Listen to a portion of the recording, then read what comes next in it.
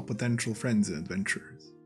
I'm Em, and today I have something really cool to talk about with you. It's infinite player interaction and quests. It's something that will really kick off your campaign.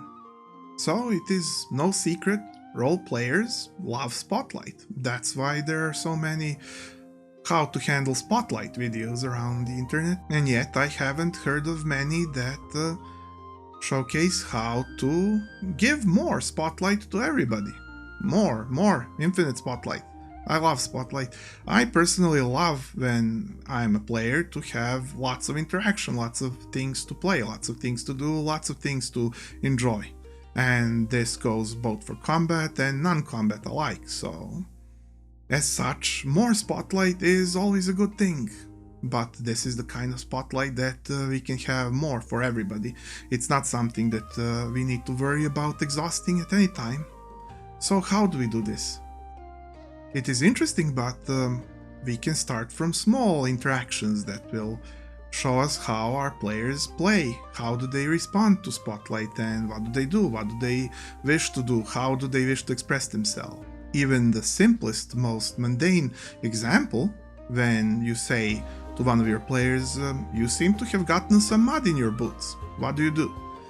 Even this simplest of examples gives role players endless fun to try and see how they act in this situation.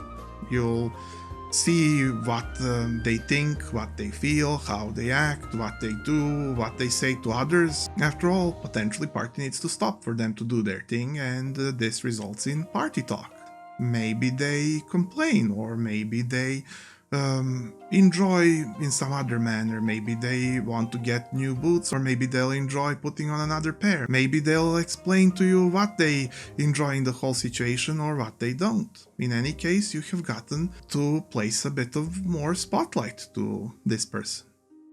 Now we can do this for each character, and we can do a bit bigger interactions as well, and they can be indeed dependent on the world, not dependent on the previous actions of players. To see how our characters are interacting with the world, what are they doing, what are they striving towards, what is their daily routine, and how do they handle things. And yet they're getting more spotlight all the time.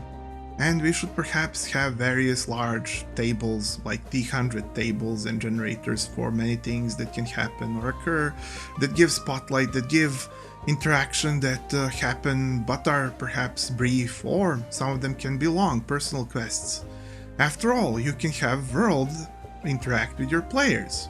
They don't have to have done something for somebody to approach them. They don't have to have history with a place to be involved in circumstances, to fall into interesting situations, to hear things, see things. And once players take something as a hook, then you can build on it. Once players decide that something is interesting, you can make it all they seem to want from it. Once players follow up on something, you can follow up on it as well. Much more ahead, taking at least one step ahead of them throughout the whole way, making the whole thing go places.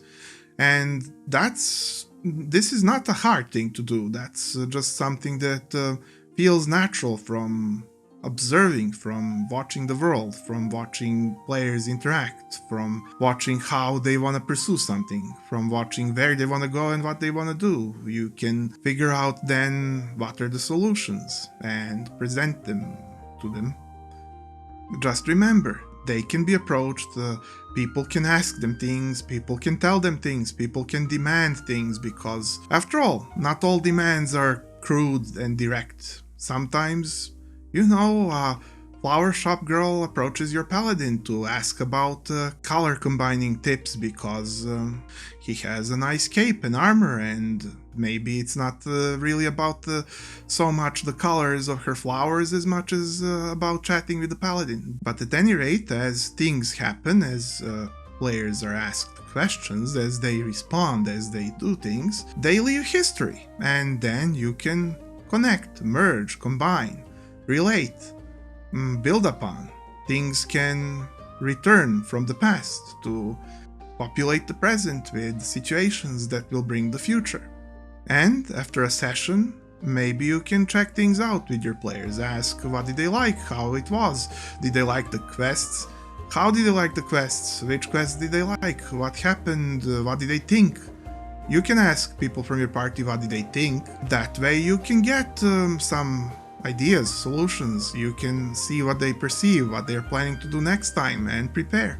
And if people are struggling with role playing, you can help them. You can tell them, well, just do whatever you wanted to do. You can help them a bit even during. If you have asked them after the previous session and they have told you they want a bit of help, you can help them a bit during the next session if they have requested such a help. Then you say you want to tell them, well, what do you want to do with those muddy boots? Do you want to sit down somewhere quiet and clean them out? Do you want to just take them off? Do you want to swap them? Do you want to go and clean your clothes and take a bath?